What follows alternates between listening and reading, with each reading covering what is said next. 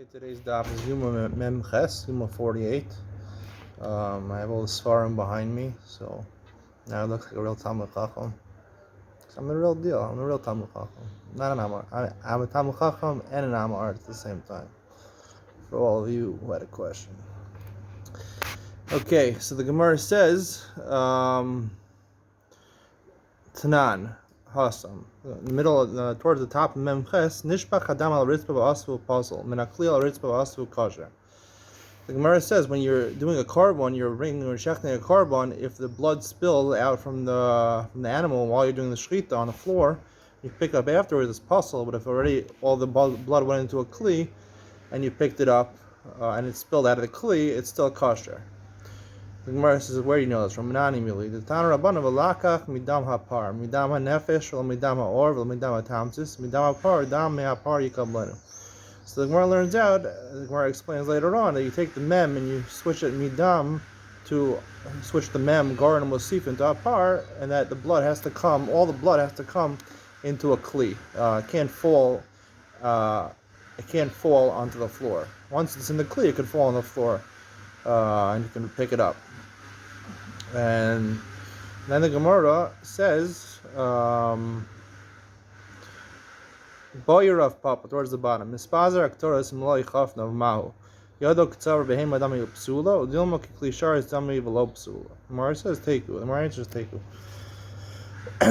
So the Gemara has a question. The Gemara wants to equate the chafina done on Yom Kippur with the ktoras inside the Kodesh Hakdashim with Kabbalas Hadam from a behema when you're shechting it. First of all, what's the comparison? Second of all, the Gemara in the last daf and a half has been talking about chafina and the kometz, mali kumso and mali chafna together. And the Rishonim point out over here, it's interesting, the Gemara never even asked about the kometz. What would be the halacha of the kometz? So when you do kara mincha, when you do the kmitza, and it falls out of your hand before it goes into the kli sharis, does that passel it also? So Tosfos Shanim comes over here and he answers this question when I'm asking, and he says that the Torah is not a shaila. No, sorry, not the korban mincha, the kometz is not a shaila. Why is that not a shaila? Because we found there's 4 avodas over there, just like there's 4 avodas over here. But because first you have to do the kmitza with your hand, then you put it into a kli sharis, then you bring it to the mizbeach, and then you burn it. But over here, there's not 4 avodos. Why is it not 4 avodos? Because first the Kohen takes from Beit of Tinas, he takes the Malichaf Novaktoris, and then he puts it into a kaf, into a spoon. And the Gemara says the reason he puts it into a spoon is because there's no other way. The Gemara explains in Mamzayin Amar Aleph, there's no other way for him to do it. So therefore, the Gemara says Yalfina Minisiim. We learn from the Siyim that they also put their Ktoris in a spoon. So he says that's why the Gemara have a question, because it's pasha to the Gemara that by the korban mincha, if it's nispazer before it goes into the kli, then it would be puzzle. Problem with this is that the Gemara says, the way the Gemara phrases the question over here, the Gemara says, Yado kitzavar behema dami psula, udilma klishar dami v'lo psula. Really, what the Gemara should have said the question, if it's like Tosfos Yeshanim, is the Gemara should have said, when we learn from the Siyim, the Gemara says it's not afshar by the chafina, so we learn from the Nesiim. So is it that we learn from the Nesiim, and it's a mamatzinu that we find in the Nesiim have a kaf, you also have a kaf over here, and therefore there's 4 avodas over here, and it's the exact same thing as a shchita, and the exact same thing as a kmitza, and therefore it should be pasal if it falls out before it goes into the kaf. Or do we say it's just an eitzah tova because there's nothing else to do, so therefore it's not like dumya the 4 avodos. That's what the Gemara should have said. The Gemara doesn't say that. The Gemara says whether the chafina is considered to be like the neck of the animal, or is it considered to be like a kli sharis? Is it considered to be like the kli already, as already in the kli? I want to explain the Gemara that the reason that based on the Gemara before, that the Gemara had on top of this Gemara, the Gemara says, how much Ktoris does he take into his hands when he does the chafina? Is it a little bit amount, like a regular spoon, or is it kedusha? It's like a heaping spoon, a heaping teaspoon, a heaping fistful. That's the way our school says heaping. That's the word. Good word today. Heaping versus non-heaping.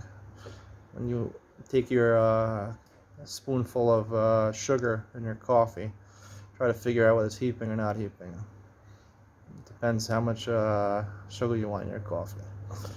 Don't have so much sugar in your coffee. It's not good for you. And it doesn't taste good. So the Gemara answers, no, it's not mechugos or kedusha. So the Gemara says, ela tfufos. It's tfufos. What does tfufos mean? Not a clear word. Rashi says, tfufos lashon davar saf begova ma'at. Kamo al da'ataf da'atfucha. Like in Perkei Avos, it says, it's talking about floating. Something floats. If something floats in the water a little bit, it's heaped a little bit, not completely heaped. I want to suggest it is not exactly the right shot. Tfufos is also from lashon totafos. And the Gemara's question is, when the Kohen Gadol takes a fistful, 2 fistfuls with his hands, so obviously you can take a little bit, you can take a regular fistful, or you can take a heaping fistful. But also when you bring your hands together, there's also, in the middle, there can be even more than a heaping, a double heap. That because you bring your hands together, it's not just, if you had a single hand, so you could have only 2 possibilities, a fistful or a heaping fistful. If you put them together, you could have even more. Tfufos is like totafos, where the Gemara says that the tefillin shel rosh should be a siman, that everyone should see it. People should be afraid. They should see it. It's on the top of your head. We don't put it between the eyes. We put it on top of your head, so everyone can see it. So I want to say that really that's the shaila of the Gemara over here. The shaila of the Gemara over here is because by shchita, we know that you're supposed to take all the blood. It has to be all the blood. So the Gemara says all the blood has to go into the kli. But there's a miyat that's not really all the blood. That the Gemara says that dam tamsis and dam or, the blood that comes at the end or the beginning, not the blood that spritzes out, the blood that comes out slowly, or the blood that's stuck in the skin, that's not part. You shouldn't put that in the kli.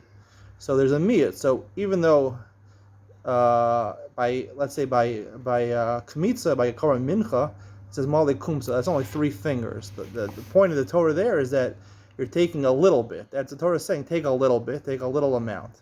By shchita, the Torah wants you to take the whole amount of blood, but only the ikar dam, not the complete dam, not everything possible. You want to do a complete job, but not an extra job. That's why the Gemara didn't have a question by kmitza, by the korban mincha, because there the Torah specifies mali kumso. It only wanted you to take 3 fingers full, and it wanted to take you a small amount. The Torah was signifying a small amount. But here by shchita, we know the Torah wants you to take all the blood, all the blood into the kli. So that was the Gemara's shaila. The Gemara's shaila over here is, do we say that by chafina that you're supposed to take? It's exactly like taking from an animal, shchita from an animal, and by shchita from an animal there's 4 avodos, and over here also we're going to learn there's 4 avodos because nesiim is real. Yalfinam and nesiim is really a mematzim. It's a real limud, and therefore the same halachas apply. Or do we say that really it's not similar at all? That's the thing we're saying. It's not similar at all to a shchita. A shchita, there's a limit. You don't want to take dam tamsis and dam or. Here you want to take, like what the Gemara says, tfufos, as much as humanly possible, as much as possible.